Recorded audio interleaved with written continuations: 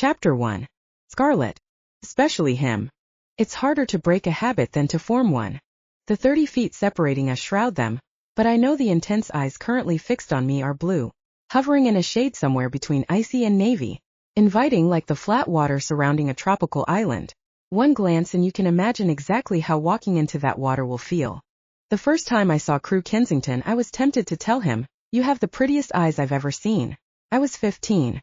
I didn't end up saying a word to him, because those eyes are the only attribute of his that could be described as inviting, because they aren't, his only attractive feature, and that used to intimidate me speechless.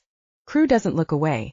Even when a busty blonde wearing a dress that barely hits her mid-thigh decides to rub up against him, the redhead who was already hanging on to his left arm shoots the new arrival an annoyed glare. Neither sight surprises me. Look up player in the dictionary, and you'll find a 2-page spread of the billionaire slouched against the long bar top like he owns it. I can feel the confidence radiating off him from here. The cocky assurance that comes from the Kensington name, and also contains something uniquely Crew. Since he arrived a few minutes ago, he's reduced every rich, powerful, handsome man in here into a knockoff version. They're all attainable.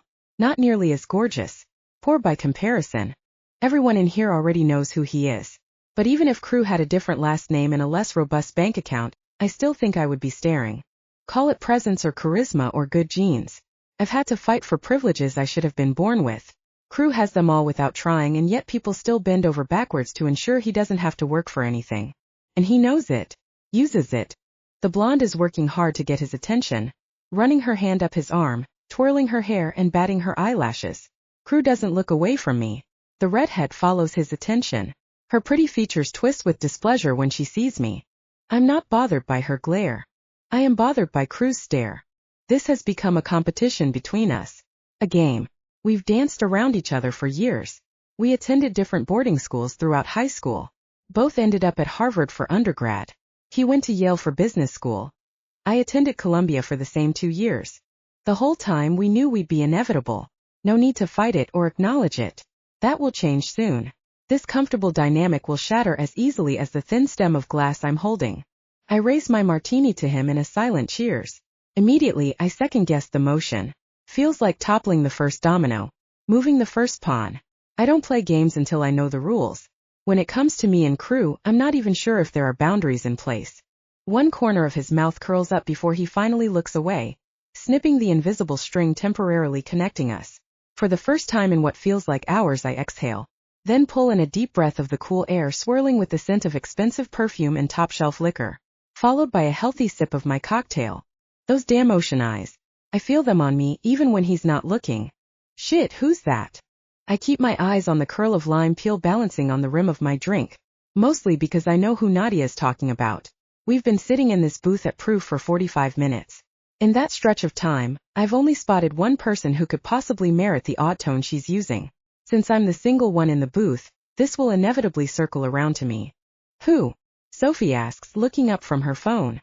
She might be more dedicated to her work than I am, which is saying something. The hottie with dark hair, Nadia answers. By the bar with the 2 hang-ons. Sophie looks then laughs. Seriously? You don't know.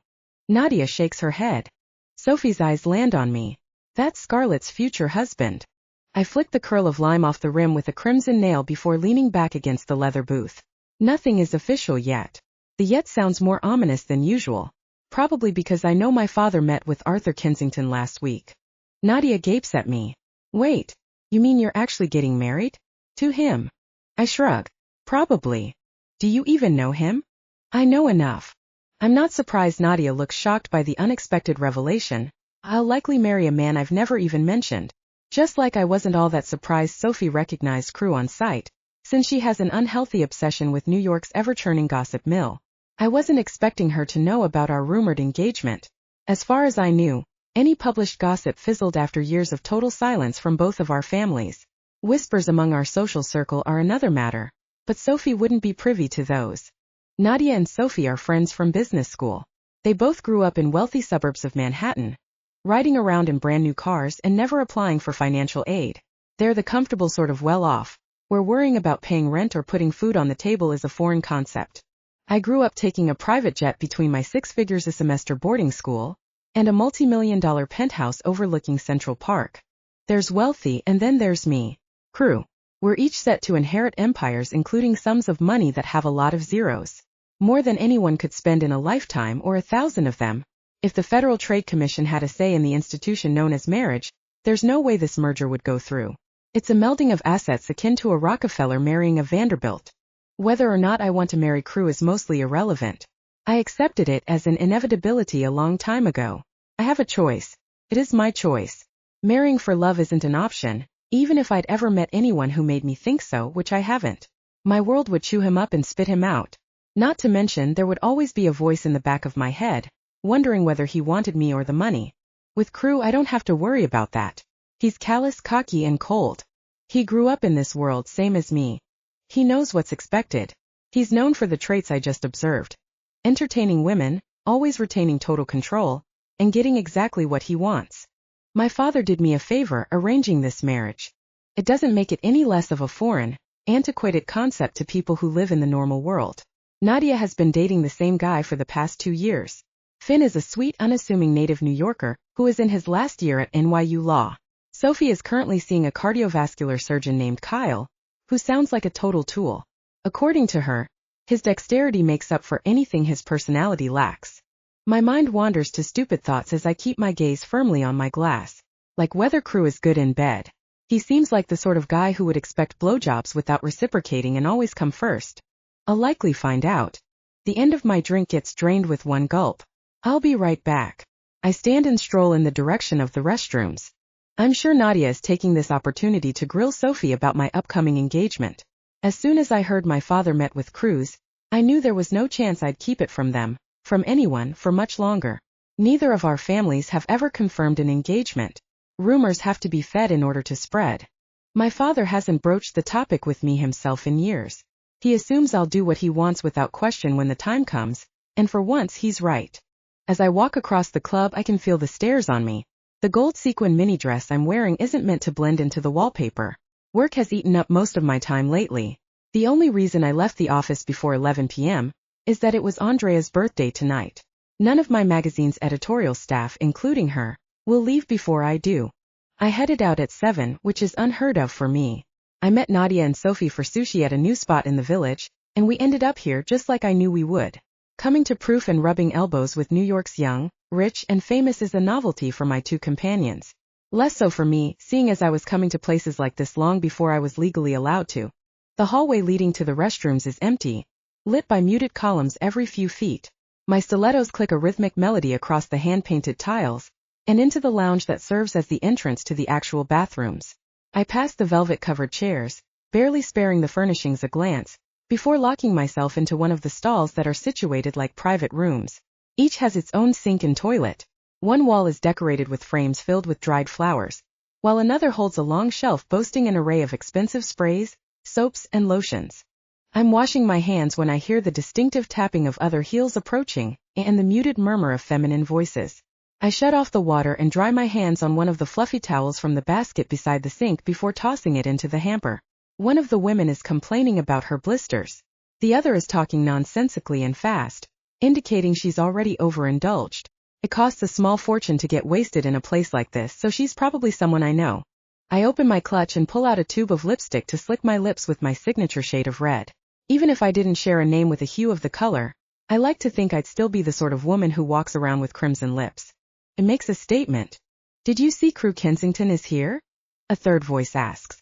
My hand stills halfway across my lower lip. He's hard to miss. Anna St. Clair was over there in seconds. That surprisingly sober sentence comes from the woman who was spilling gibberish about some film premiere seconds ago. I'm surprised he's here. He hasn't been coming out much. Kensington Consolidated just bought that new electronics company. Isn't he taking that over for his father along with everything else? Talk about a slap to the face for Oliver. I thought that was just gossip. Like the engagement to Scarlett Ellsworth. No, I heard that's true. He's really going to marry her. Then why hasn't he? The woman formerly complaining about her heels asks. Maybe Crew is trying to get out of it. She's not exactly his type. He likes his women a little looser. She laughs. Not the Princess of Park Avenue and her perfect pedestal. Who cares? He'll still sleep around, just with a few extra billions in his pocket. God, can you imagine having that much money? Scarlett is so lucky. She's already as rich as he is, one of them points out. I smile at that. Richer. Crew has to split his inheritance with his older brother Oliver. I'm an only child. How greedy can she be? Doesn't she already have enough money? They're jealous and drunk. But still, I want to lecture them about the hypocrisy. Crew isn't greedy. Just me? She's not even that pretty. I've never seen her smile or flirt ever. At the Waldorf's holiday party, she spent the whole evening talking business. Margaret said she was bored out of her mind. Margaret is always bored out of her mind. I would be too if I were married to Richard. I'm just saying, she probably can't get anyone else to marry her. Her father needed to dangle billions to snag a catch.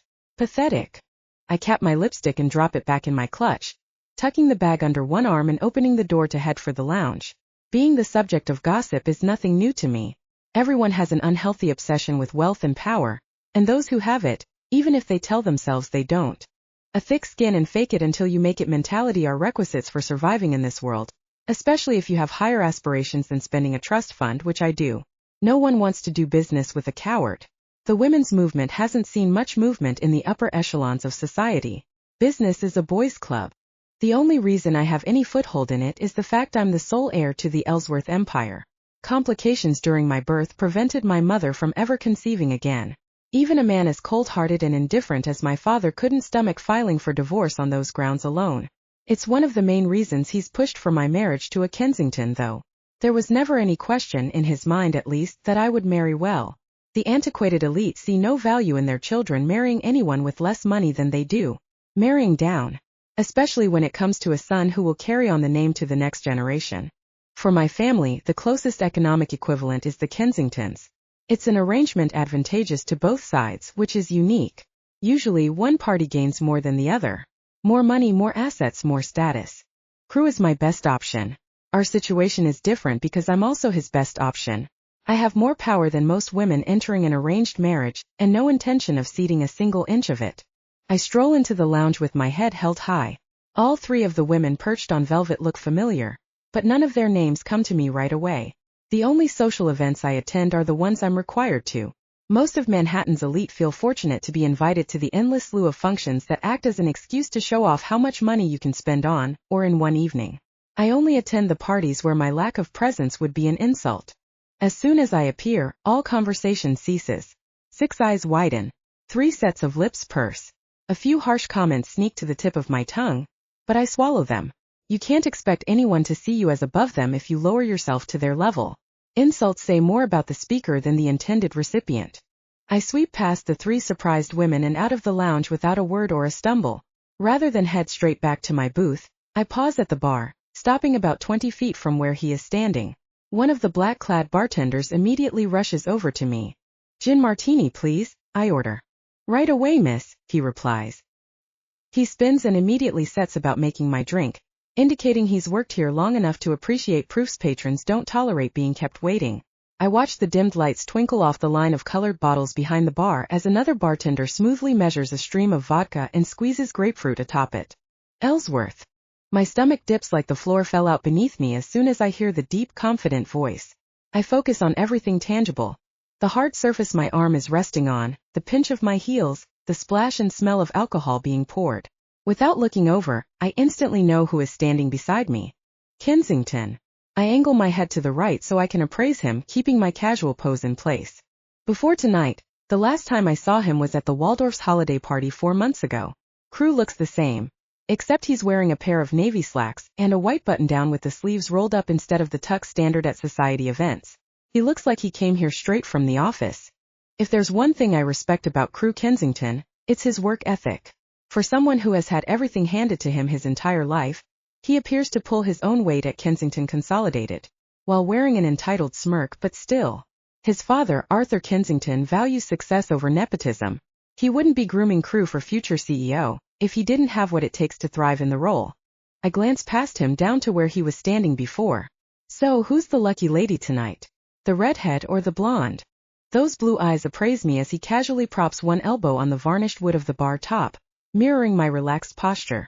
Crew swirls a tumbler of what smells like bourbon before he replies. Or both. Underachiever. The left corner of his mouth creases with a hint of amusement as the bartender sets a fresh martini down in front of me. Thank you, I tell him. Crew holds eye contact with me as he reaches into his pocket. His hand emerges with $100 bill, which he slides across the smooth surface. Keep the change. Thank you, sir. The bartender departs quickly, unwilling to give Crew a chance to change his mind. Even at a place as upscale as this, it's an outrageous tip. People are happy to drop whatever amount they're charged for overpriced liquor. More than the obligatory 20% tip to service staff is usually another story. I say nothing. If he's trying to impress me, money is the wrong way to do it. I don't know what he's trying to do. He approached me, all but confirming the outcome of our father's conversation last week. Crew watches me closely as I raise my glass and take a sip. A high-pitched, whiny voice interrupts our silent staring contest. Crew, you said you'd be right back. He acts like nothing was said. I hold his gaze for a few more seconds, then glance at the woman who's approached us. The redhead who was hanging on him earlier has one hip cocked and a smile pasted on her face. Neither completely masks the irritation wafting off her, presumably about his choice to leave her side and approach me instead. I savor another sip of my martini before acknowledging her unwelcome presence. It's rude to interrupt. The redhead gives me a snotty look. And who are you? Crew's fiancé. The two words roll off my tongue like I've said them before, even though I haven't. They still sound strange. That title shuts her up fast, especially when Crew doesn't deny my claim. He just continues to watch me, unreadable emotions swirling in cerulean depths as he ignores her. The redhead flounces off. Happy, Crew drawls. Disappointed, actually. I was hoping she'd slap you. Another corner of his mouth curl. I'm beginning to think it's his idea of a smile. So, he steps closer. I want to breathe, but there's a brief moment where I can't. You're my fiancé now? Aren't I? I take another sip of gin. At this rate, I'll be finished with my second drink before I make it back to the booth. Maybe I'll break my 2-drink limit as an engagement gift to myself. Prenup paperwork is being drawn up as we speak. Crew pauses. Your father didn't tell you? The less he tells me, the more power he can pretend he has. I look away, back at the long row of bottles behind the bar. His secretary called my secretary about lunch. I'm guessing I'll get the happy news then. Glad to hear you and Hanson are closer than ever. I scoff. Not all of us ask how high. When Daddy says jump. Have you always had this much of an edge? Or is it a recent development? If you'd ever done more than compliment me on my dress in the past decade, you'd know the answer to that. Crew makes a show of looking the gold mini dress I'm wearing up and down. It's shiny. Have you always been this terrible at coming up with compliments? Or is it a recent development? For the first time ever, I get a full-blown smile from Crew Kensington. He looks damn good pouting. Amusement, genuine, not mocking, softens the sharper angles of his face. Throw on a backwards baseball cap and a t-shirt, and he wouldn't look like a ruthless billionaire. As quickly as the grin appears, it fades. I want to stand here and coax another one out of him, which is what convinces me to leave. He'll be my husband. And this is the first conversation we've ever had that encapsulates more than polite small talk. Curiosity is one thing, interest another. Thanks for the drink, I tell him, then walk away. Sophie is practically bouncing in the booth when I return to my seat. Ah, what did he say? He bought my drink and then gave me a half-assed compliment, and confirmed our engagement is imminent and incoming, but I keep that to myself. Sounds like he likes you. More like he's trying to figure out how much of a pushover I am. Nadia laughs. He's in for a surprise then. Maybe. I'm only half listening now, busy scanning the tall tables below the wall of champagne bottles. It's more than a maybe. Crew and I know a lot about each other, but we don't know each other. I've never wondered what he thinks of me until tonight. I've never considered he might surprise me until tonight. The two realizations are unnerving, uncomfortable. I don't like the implications and I need a distraction. A group of guys strolls inside. One toward the front, a blonde, makes direct eye contact with me. He's wearing a full suit that looks custom-made, tie jacket and all, which seems like trying too hard to me. If you have money, there's no need to flaunt it, especially in a place like this. But he has an appealing face and a decent body, which are my main criteria at the moment, so I smile at him. He smiles back. I look down, take a sip and then glance back up. He's still staring at me. I pretend to be self-conscious about his eyes on me, glancing away and shifting in my seat like the attention is overwhelming rather than exactly what I was hoping for. After ordering a drink, he heads our way. Incoming. Sophie teases, spotting him. Nadia looks as well. All three of us watch him saunter over. Is this seat taken?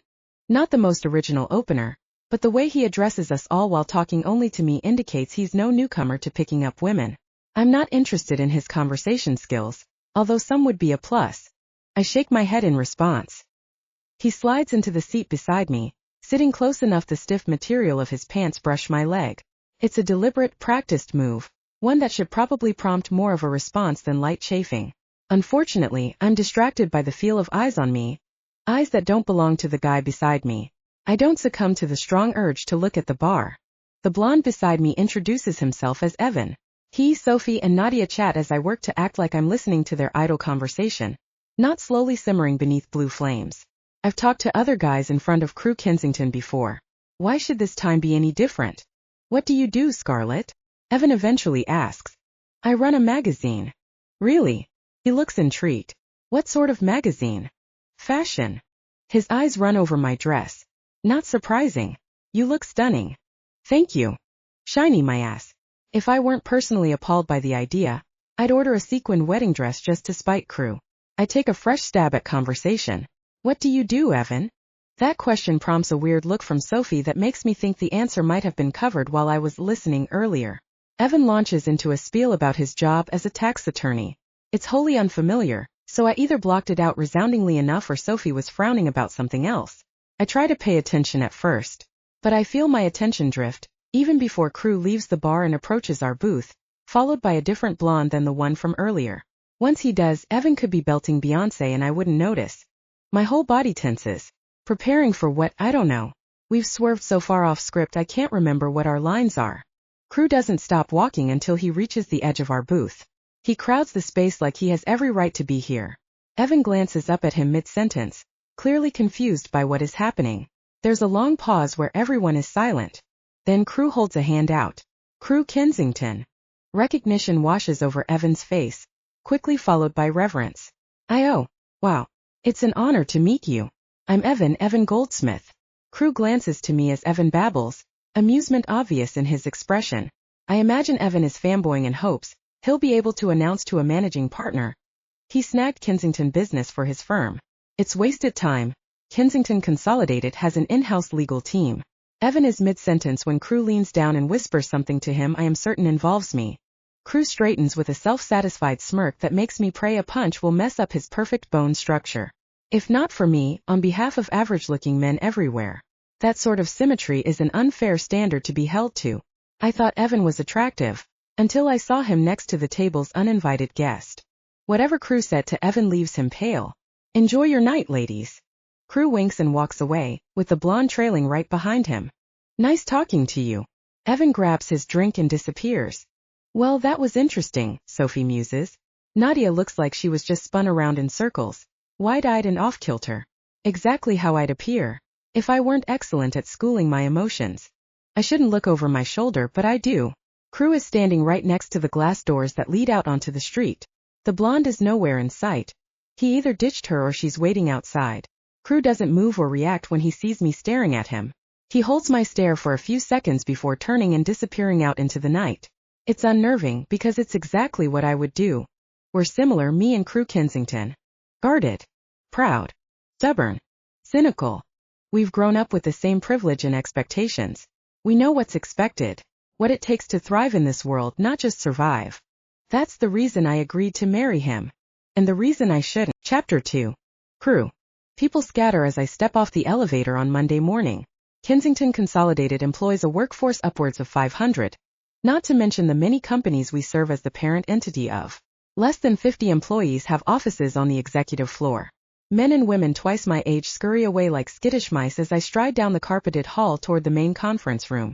One perk of having your name displayed on the side of the skyscraper. It commands respect, even when you haven't earned it. My father and brother are sitting at the centered table when I enter the conference room. The three of us start every Monday with a chat. That's what my father likes to call them, at least. Lectures would be a more fitting descriptor. He uses them as an intimidation tactic toward everyone else with an office on this floor, forcing them to be in on time and fueling speculation about what we're talking about. Promotions, acquisitions, firings. You're late, my father announces as I take a seat across from him. I resist the urge to direct his attention to the clock above the projector screen used for presentations. It's 10 seconds past 8 a.m. Instead I say, sorry. Hope you two had some golf stories to swap. My father's eyes narrow, trying to decide if I'm being glib or genuine. The fact he can't tell is a source of pride. He and Oliver love flying investors and potential partners around to different courses, hashing out business over 18 holes. Those outings often involve polo shirts and bets. I prefer to do business in a stiff suit inside a boardroom. The paperwork is all set? He questions, letting the jab slide. Yes, I answer. I went to Richard's office on Sunday. Just how I wanted to spend my one day off in 2 weeks. Signing a 200-page document, explicitly laying out how each asset will be distributed in the event my upcoming union ends in a divorce. My father hums, which is the closest to a sound of approval he gets. The Ellsworths will be over for dinner on Friday night. Make sure you have a ring by then. I want moms. Not much gets to my father anymore. A mention of the woman he buried 2 decades ago seems to be the one thing that always does. The glimmer of surprise in his eyes disappears quickly. It's in the safe. I nod. Can we move on from the marriage talk? Oliver requests. The snide way he says marriage answers any questions about how he's handling the upcoming addition to the family. 2 years older than me. He should be the one embarking on the archaic tradition of an arranged marriage. Probably to Scarlett Ellsworth. A prospect that didn't bother me at all before I exchanged more than a few dozen words with her. Her sharp tongue would be lost on my Stalworth brother.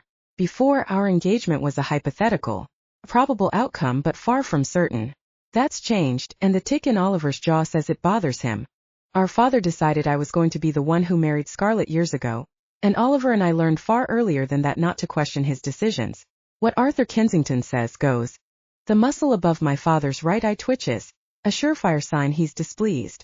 This marriage is crucial for the future of this family, Oliver. You know that. No matter how old you get, I don't think the perverse satisfaction of a sibling getting scolded for a slight against you ever fades. It hasn't after 25 years at least. I do, Dad, is Oliver's hasty answer. Our father nods. Good. Now we need to go over the team for the Warner Communications transition. I was planning to have Crew oversee everything, but he'll be busy over the next few months, before and after the wedding. My brain homes in on the phrases few months and after the wedding. There's a date set for the wedding? Nothing official yet. We'll let the engagement announcement settle for a few days before announcing one. The wedding planner said she could pull something together by early June. June. It's mid-April. I'm not opposed to marrying Scarlett. Mildly intrigued even following our conversation at Proof on Friday night. But 6 weeks feels close claustrophobic. I wonder if her father has even told her we're officially engaged yet. This agreement has been in place for nearly a decade, Crew. If you had objections, we're far past the point to raise them. The press release is going out tomorrow. I love how my father makes pushing your 16-year-old into a future engagement sound normal. I don't even remember what our conversation back then consisted of. Probably lots of nodding on my part. I'm not objecting, Dad. Just asking. Josephine Ellsworth is handling the wedding logistics. Scarlett is her only child. I'm sure she'll keep you appraised, probably with more than you want to know. Now what do you think about assigning Billingston to lead Warner? He had the experience at Paulson with.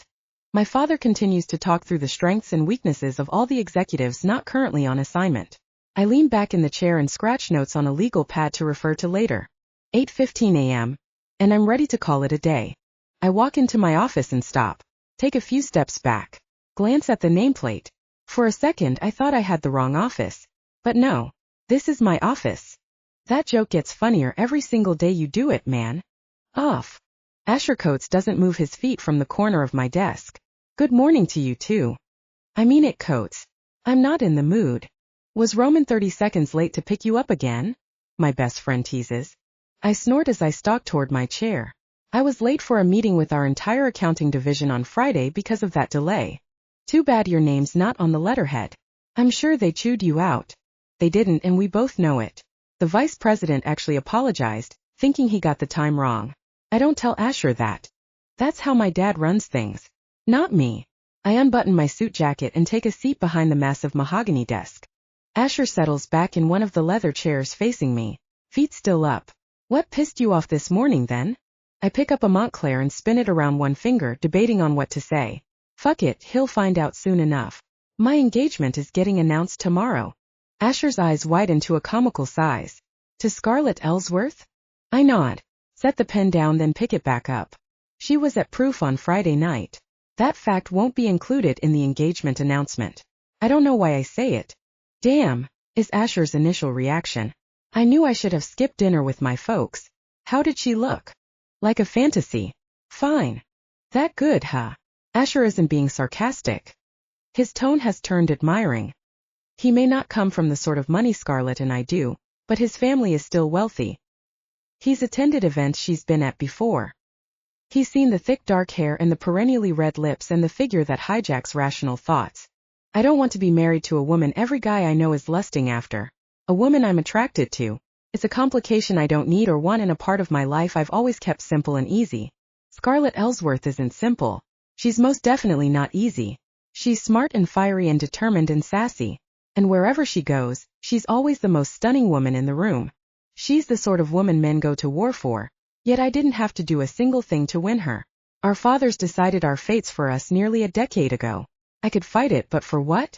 The Ellsworths and the Kensingtons are the two wealthiest, most prominent families in the country. Marrying anyone else besides Scarlett would be marrying down. I talk to her. I admit as I spin the pen around my pointer finger. I've avoided conversation with her for years. We've exchanged small talk, pleasantries, compliments like she pointed out. Nothing of substance. Nothing about us. We both knew it wouldn't change anything. Asher's eyebrows shoot upward. Really? What I just said, isn't it? He rolls his eyes at my sarcasm. She came up to you? I went over to her. I lean back in my chair, making the leather creak. She was right by me, I add, as if that detail makes a difference. I can't recall the last time I approached a woman in a bar, which Asher is well aware of. He's by my side most nights. Asher whistles long and low. She must have looked damn good. She did. I was curious. I'm going to be married to her. And she's something. I don't know how else to categorize our interaction. I can't recall the last time I wanted to keep talking to someone, and they walked away. She walked away from me. After I approached her. I didn't chase, at least not right away, but I wanted to. In a good way or a bad way? I'm still deciding. My computer chimes with an alert. As I switch over to my calendar, I groan. I'm fully booked until lunch. I've got to go. I'll see you at 1. We eat lunch together most days. Yeah, sure. I grab the stack of folders on my desk and head for the door, only glancing over my shoulder at the last minute. Feet off the desk, coats. I mean it. What are you going to do? Fire me as your best friend? Yep. Then who would you complain about / compliment your fiancé to? I don't answer before walking out of the room, but his words stay with me as I walk to my next meeting. Scarlett Ellsworth is my fiancé. In a matter of weeks, she'll be my wife. Doesn't really bother me, and that bothers me. I'm sitting with Asher and Oliver, talking about the Yankees train wreck of a season and eating lunch, when my secretary Celeste appears. Mr. Kensington? Yes. I look up from the chicken piccata the catering staff delivered for today's midday meal. I'm sorry to bother you. I know you said not to interrupt you during lunch unless there's an emergency. Is there an emergency? Celeste hesitates before answering. Miss Ellsworth is here. She's requesting to speak with you immediately. You didn't leave me any instructions on how to handle, well, whether to let you know. Another pause. She's quite persistent. Asher and Oliver both look at me. Asher appears as surprised as I feel. Oliver's gaze is discerning. He's attempting to assess my reaction. Here. I question. Scarlett Ellsworth is here? Yes, sir. Send her into my office, I instruct. I'll be there shortly. Celeste nods before disappearing back into the hallway.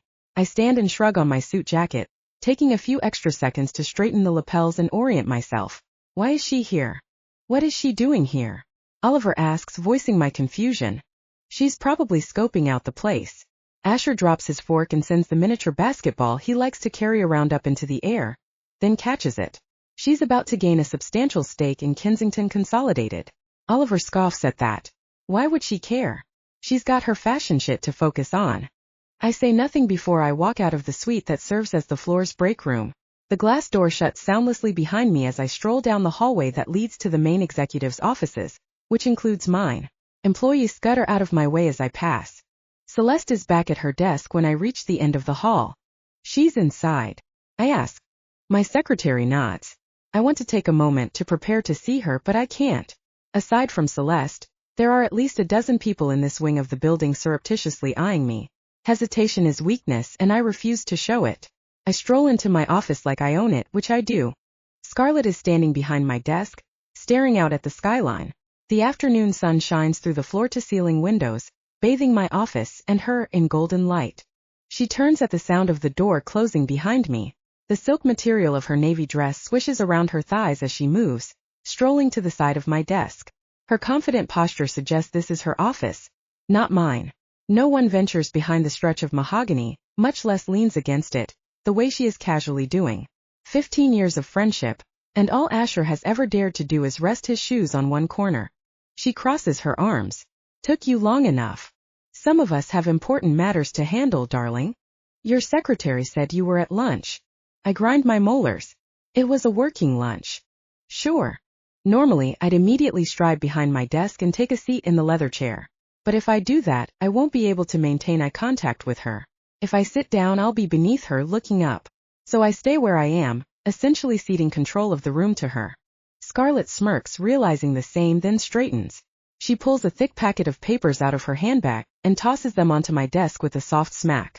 I need you to sign these.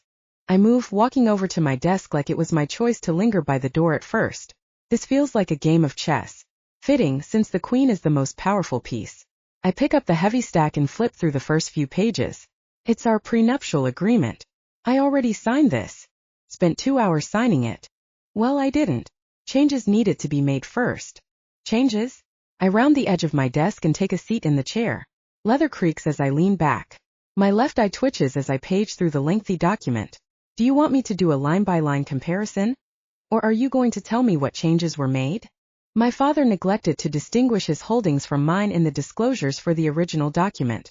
You're entitled to a share of the Ellsworth name, not my name. I flip back to the first page before I look up at her. Meaning?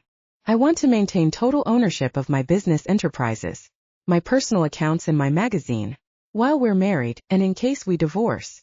A mixture of surprise and annoyance wore within me. This I did not see coming. That's what this is about? Your little magazine? You're worried I'll tell you how to dress your cover models, or what trends are in. Scarlett's expression doesn't react to the taunt. She's waltzed in here, made demands she's not entitled to, and still has the gall to look at me like I am the one inconveniencing her. Something that feels a lot like respect flickers deep down.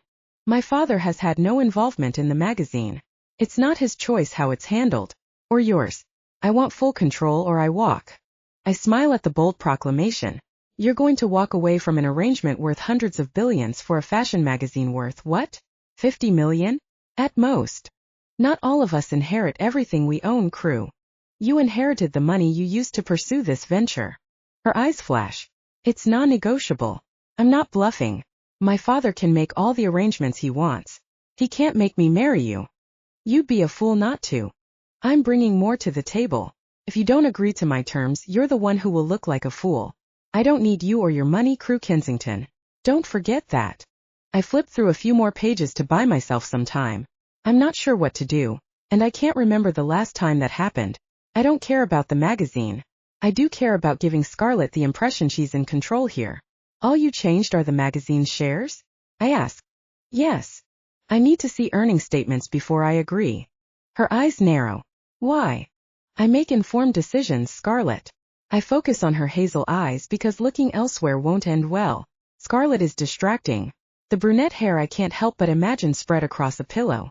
The pouty lips painted an enticing shade of red. The tailored blue fabric that hugs her curves. All distractions. She sighs then steps closer. Move.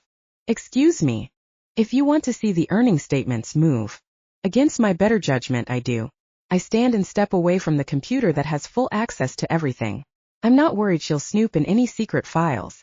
For 2 reasons, the second more troubling than the first. 1, I don't think she will. That suggests some level of trust.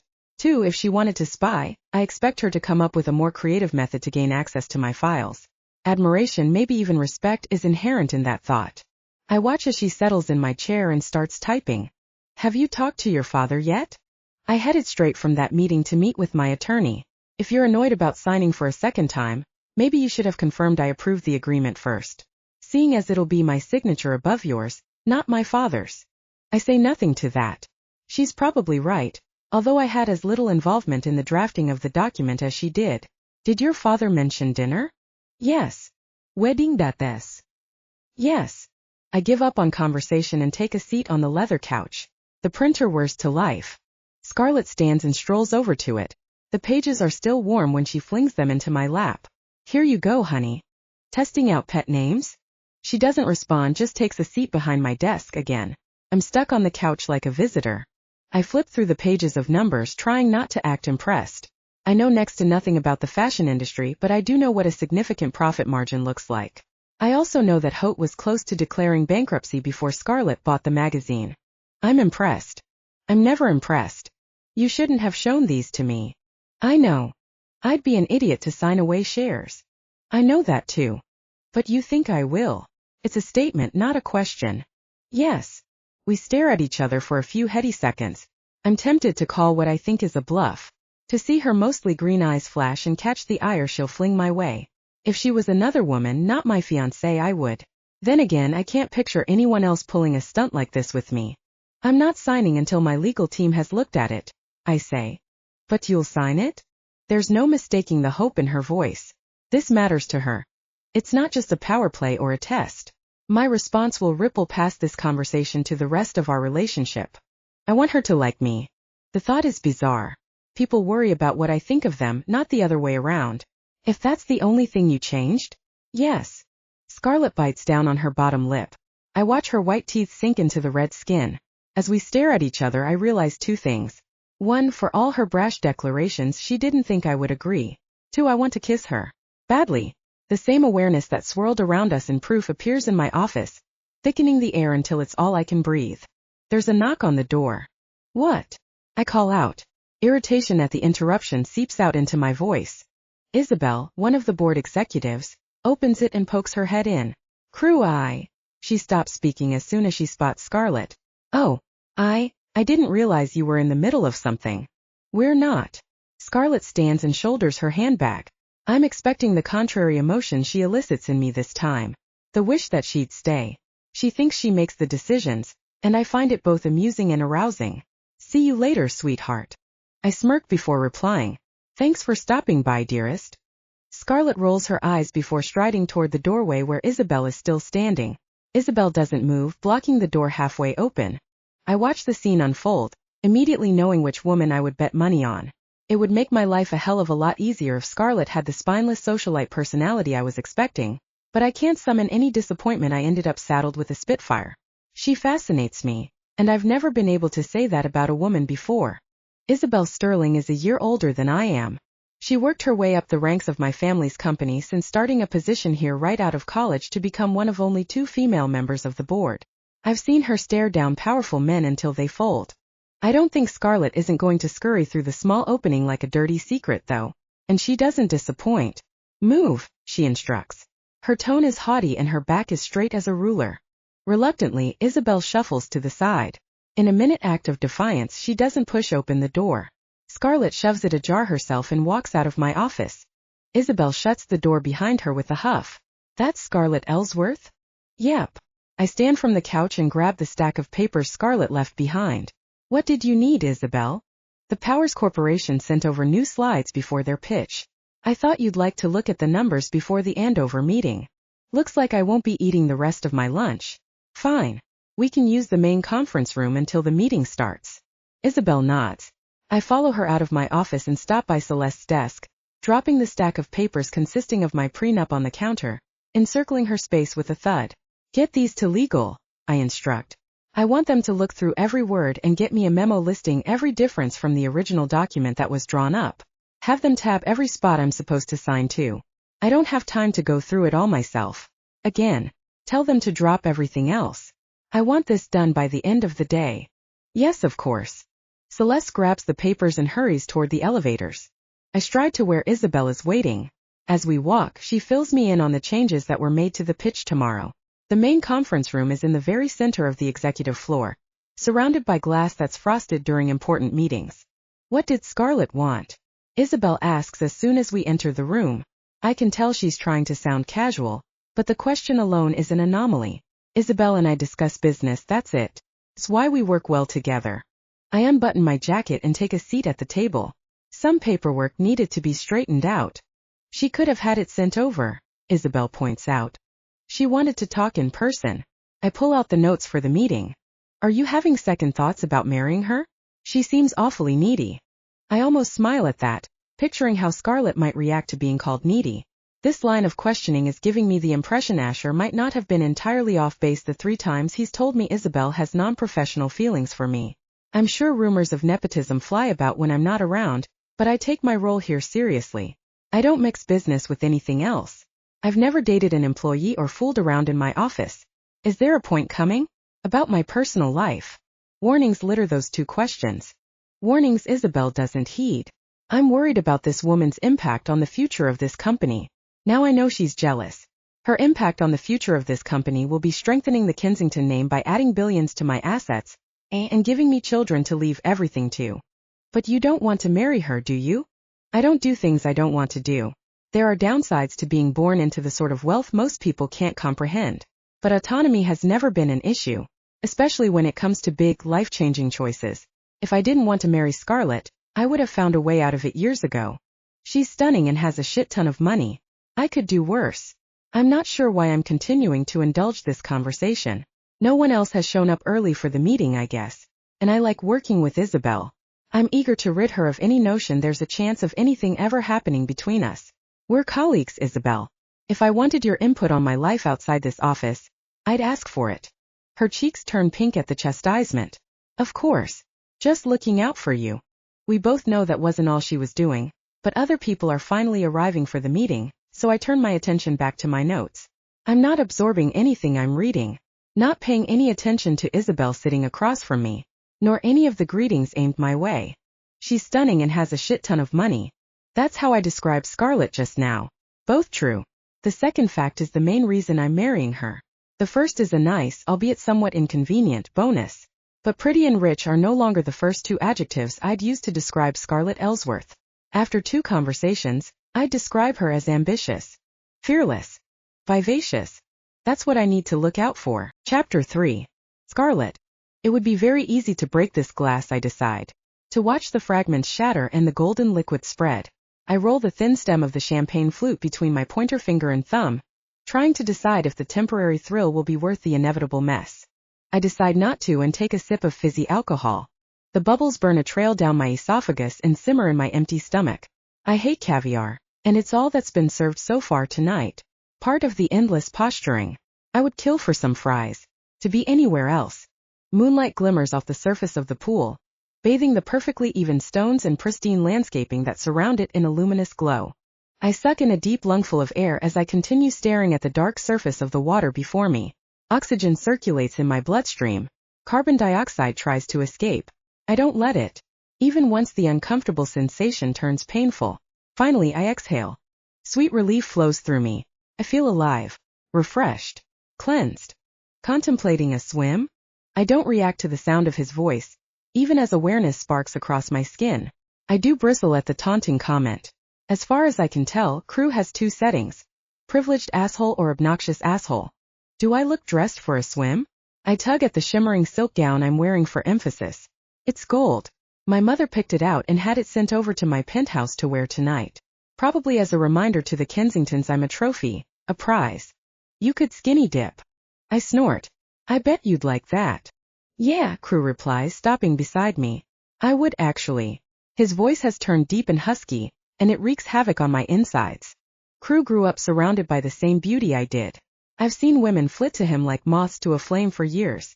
There's no way he's not getting laid on a regular basis. I didn't expect he would act like I'm anything different, like I'm special.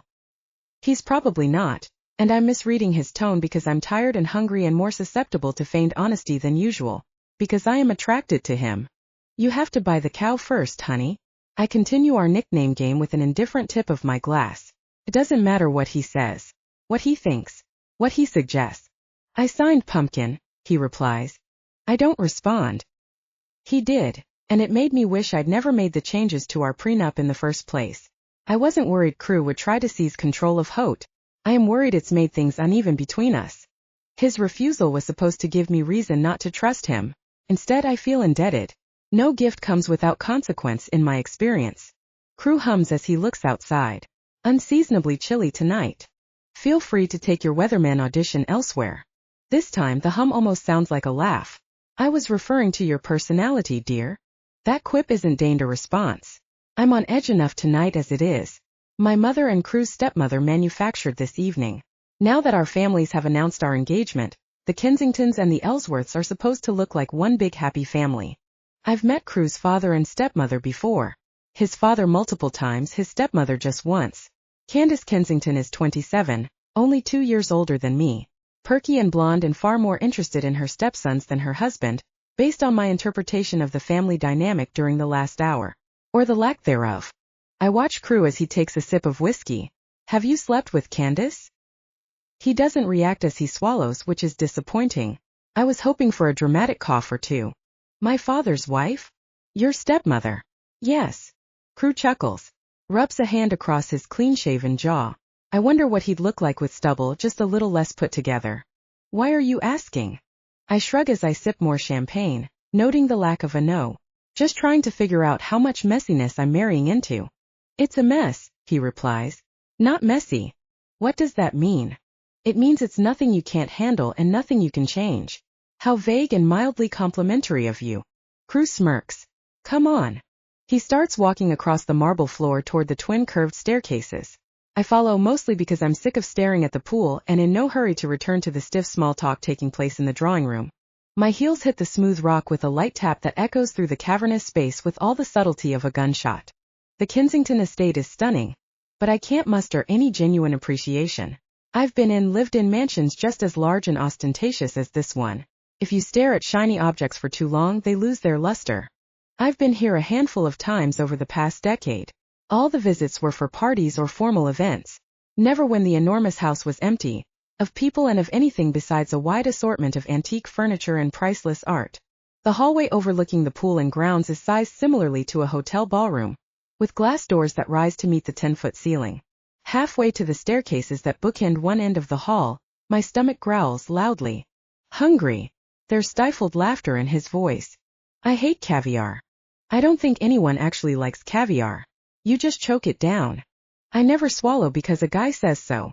Crew clears his throat, coughs, laughs. Good. He takes the comment in stride, and it makes me want to push him further. I pegged Crew as brash and bossy, not easygoing.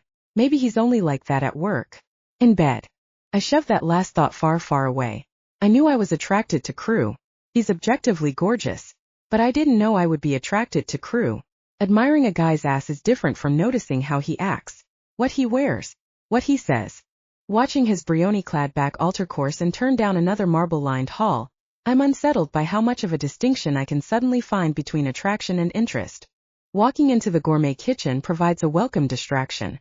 I barely have a chance to take in the crystal chandeliers, marble backsplash, and shiny appliances before Crew turns to the right and opens a sliding door. He flicks on a light and we're in a pantry. Cool, I drone. I love spending time amidst non-perishables. How does that silver spoon taste, Ellsworth? I have to bite the inside of my cheek so he doesn't know I find him funny. Or worse, clever. Better than yours, Kensington. Crew shakes his head as he opens a small box and holds it out to me. Here. I stick my hand in and pull out a circular disc just smaller than my palm. I sniff. What is it? Chocolate-covered biscuit. I get them every time I'm at the chalet in the Alps. Crew grabs another one out of the box and takes a big bite. Mine is more hesitant. My teeth slowly sink through the thin layer of dark chocolate and into the biscuit. Buttery, slightly bitter deliciousness explodes in my mouth. It's good, I decide. Really good. Yeah, I noticed you were swallowing. I hold his gaze, but I want to look away. There's too much intensity hovering there for a tiny room. It wraps around me and threatens to swallow. Pun intended, me hole. Do you usually spend a lot of time in the pantry when you're visiting your father? Depends. On how long I'm stuck here total. Not many happy memories. I keep my tone light, but I'm really asking. I haven't seen Crew interact with his father and brother much. At parties they're usually schmoozing separately, each socializing in their own way. Tonight they've interacted more like colleagues than a close family. Plenty in this pantry. I wrinkle my nose. How charming. Crew's mouth curl appears but quickly fades. I meant with my mom. She loved baking. The sudden stoicism dares me to ask more. Warns me not to. You never answered me about Candace. I expect him to accuse me of being jealous, but he doesn't. Why do you care? I shrug. You know how people are. If there are rumors about you and your stepmother floating around at the Waldorf's holiday party this year, the way they were last year, it would be nice to know how horrified of a wife I should act. I crunch another biscuit. It's probably a better question for Oliver. Really? I don't hide my surprise. The elder Kensington seems more the type not to step a toe out of line. Crew reads it on my face. I don't know for certain. Just that he's been over here while Dad is out of town. Does that surprise you? Yes and no. Crew sighs. He's careful not to show it, but this? He gestures between me and him. It should be him. Getting married first, becoming CEO, all of it.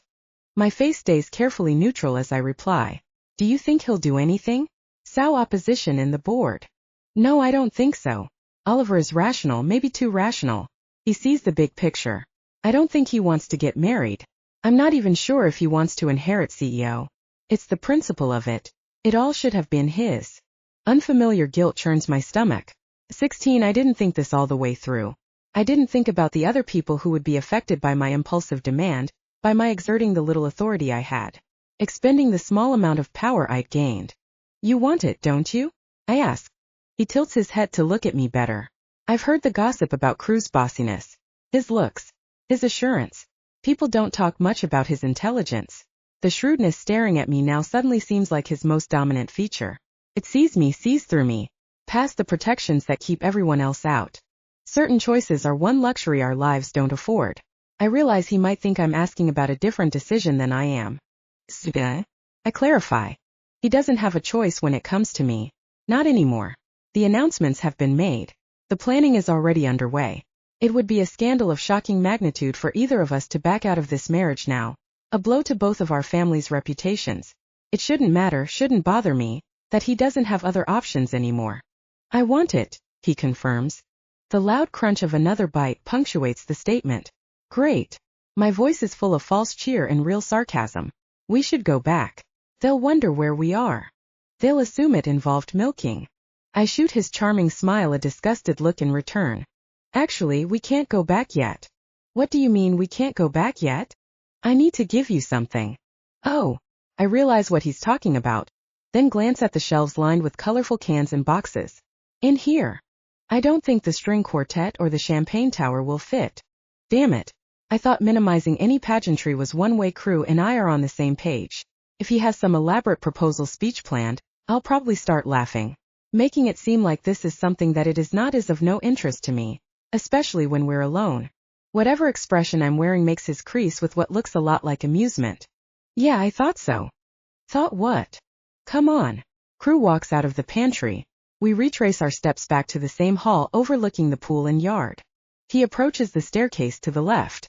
Silently I follow. Up the stairs and down the carpeted hall, and into a large room filled with dark wood walls and old books. There's a mustiness in the air that smells off-putting but isn't. It's not cozy, but it doesn't feel like a museum the way the rest of the mansion minus the pantry does. I trace the patterns in the stained glass windows while Crew walks to a painting of a fruit bowl on the wall. He lifts it off, exposing the front of a safe. There's a telltale beep. The safe door opens and closes. The painting returns to its place. Crew walks toward me. There's nothing that could be described as pomp in sight.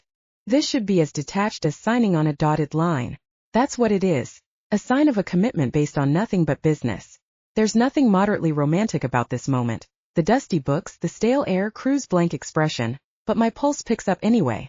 I feel something when I should feel nothing. Giddiness. Anticipation. Interest. I try to pretend I'm in here with Oliver Kensington instead. If Crew's older brother was approaching me, I'd be unbothered. I wouldn't be mentally measuring the inches separating us. The inches steadily shrinking. Maybe I messed up my life. Worst of all, I suddenly realize. Crew stops less than a foot away.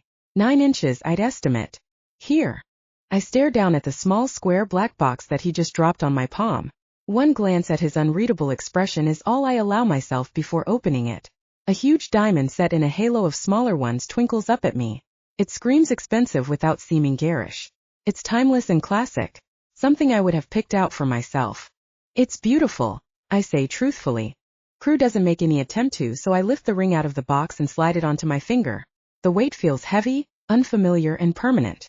If I took it off right now, I would still feel the lingering sensation on my skin like a brand. Scarlett Kensington. I roll my married name around in my mind, trying to accustom myself to it the same way I'll have to adjust to wearing a sparkling reminder of Crew on my hand. For once I have no idea what else to say. Thank you? This ring cost a lot, no doubt. But he didn't buy it because he wanted to or because I wanted him to. I don't dole out thanks and apologies as freely as most people do. Dinner will be served soon. There's no reason to feel slighted. He's behaving exactly how I expected him to all along, cold and distant. How I wanted him to act.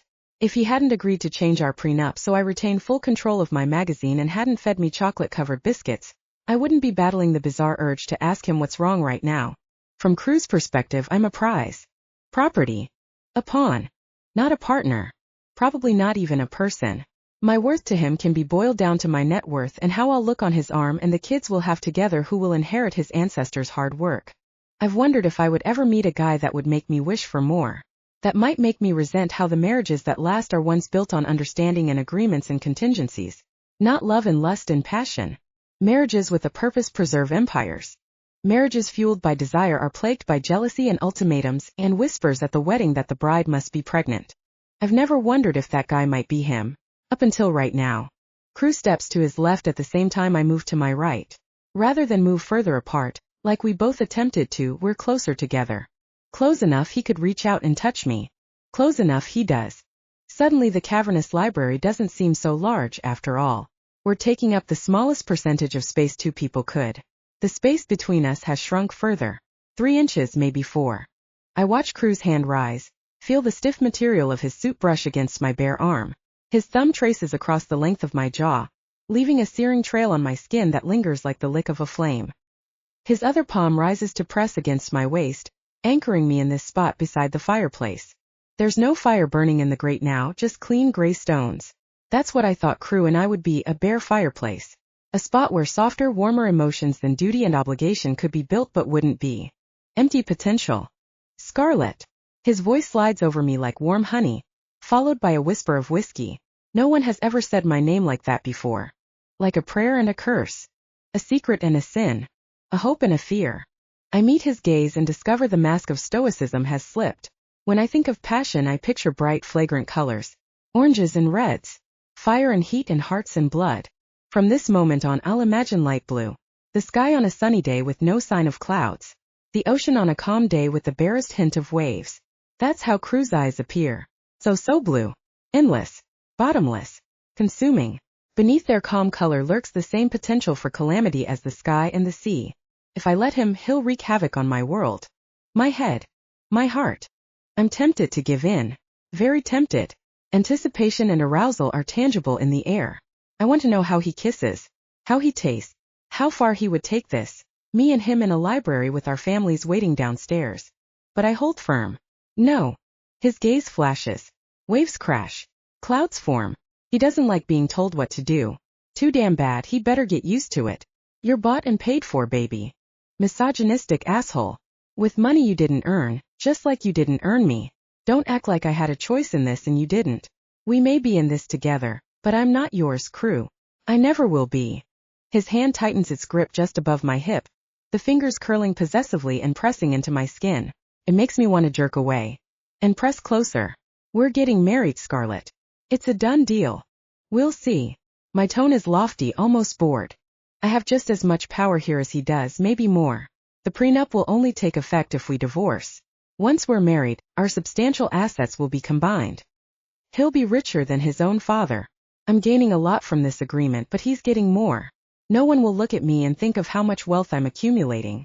They'll look at the ring on my finger and whisper my new last name with envy. Not respect.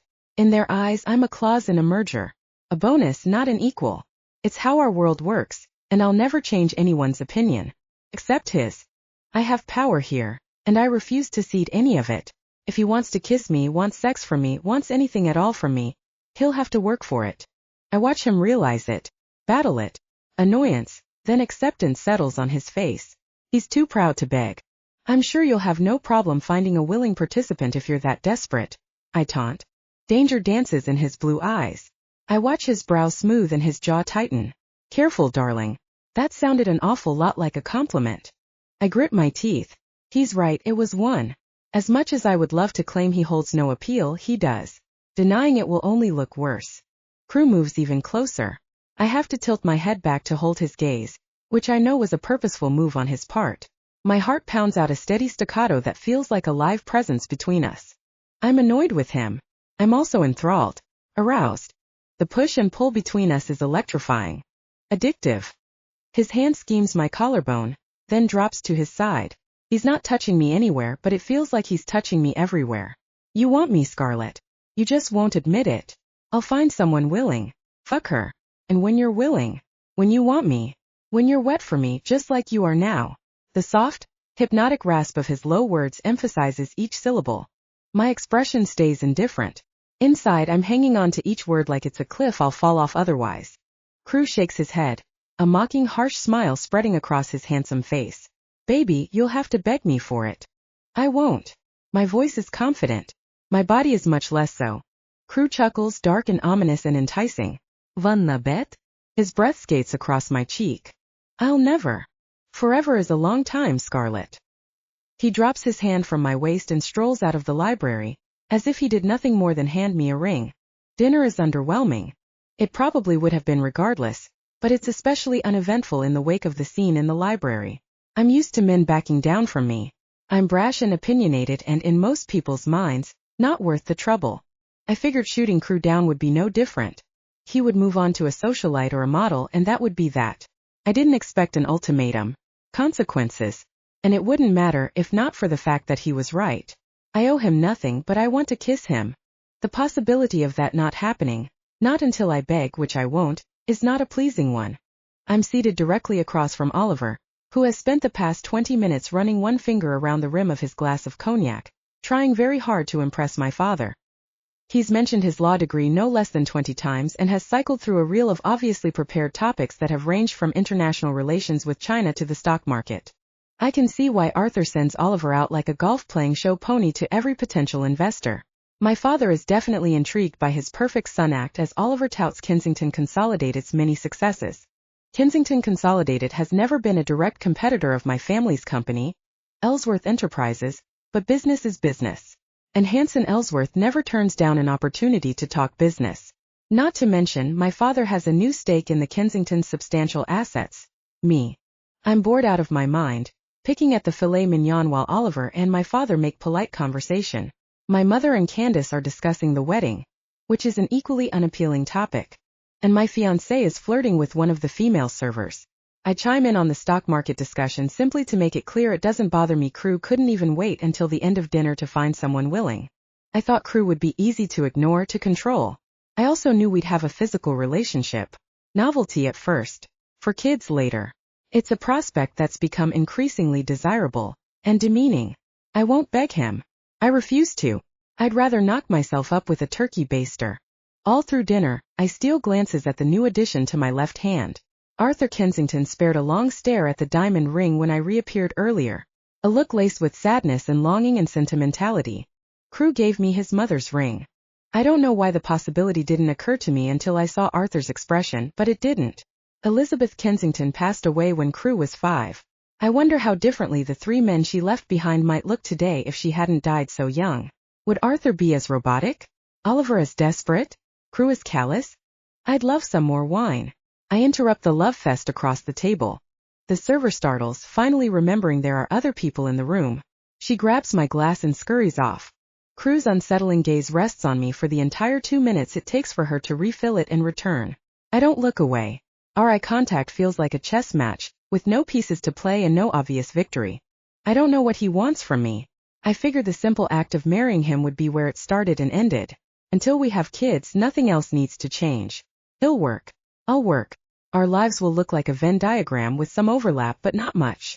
That moment in the library didn't feel like a neat separation though. It felt like a raging inferno that would incinerate lines, not just blur them. I doused it temporarily. The embers flicker at me from across the table. As soon as dessert has been cleared, we end up in the soaring entryway, trading goodbyes. My father is in a short mood. Like Crew said, he and I are a done deal. Hanson Ellsworth doesn't spend time chasing those.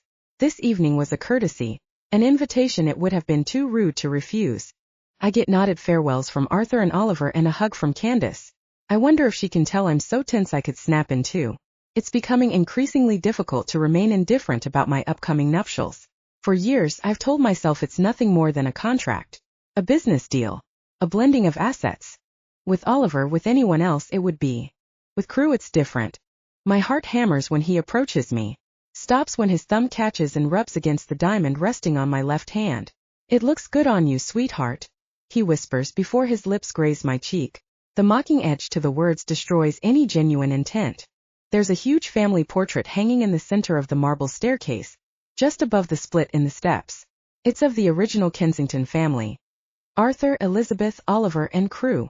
My eyes settle on Elizabeth's left hand, resting on a much younger Crew's shoulder. The diamond on her hand is an exact replica of the diamond on mine. "Thank you," I manage. Crew's eyes follow my gaze and flick to the portrait as well, his jaw tightening with realization. Does he regret giving it to me? Is he worried I'll think it means something it doesn't? Was he simply too lazy to go buy me a new one? Rather than ask for answers to any of those questions, I follow my parents out of the marble foyer and into the crisp spring air. My mom is talking to me as we walk toward the fountain where our cars are parked. I nod along to whatever she's saying. Something about a dress fitting? I'll get a couple dozen texts reminding me of whatever it is, no doubt. I thought I'd take more of an interest in my wedding when the time arrived. Barring some catastrophic event, it's the only one I'll ever have. I used to think any apathy toward the event would stem from a lack of significance, that the indifference I felt toward the groom would seep outward and color everything else. Instead, I'm terrified of the opposite. Nervous that caring what white dress I wear or how many tiers the cake is or which flowers are in my bouquet might reveal I care about him. My parents depart first, my father's omnipresent impatience a hasty urge. I linger in the driveway for a few more minutes, looking up at the stone facade of the Kensington Manor. Stiff and hard and unreadable. Just like its inhabitants. Just like the world I grew up in, the world I'm stuck in. I have a say here, but not enough of one. Not enough to stop this from happening. I'm expecting the swell of rebellion in my stomach. I'm stubborn, and it's a trait I encourage rather than tamp. But the rebellion doesn't drown out the pinprick of relief. I don't want Crew to marry someone else. I don't want to marry someone else. Then I'll never know which of us will break first. We're getting married. It's a done deal. His words echo in my head, even when he's nowhere in sight. With a sigh, I climb into the car and instruct my driver to take me back to the office. I spend the whole drive staring at the ring on my hand, replaying the words that were spoken, and the words that weren't after I put it on for the first time. I'll never be able to shake that moment. Not as long as I'm wearing this ring. Forever is a long time. No shit.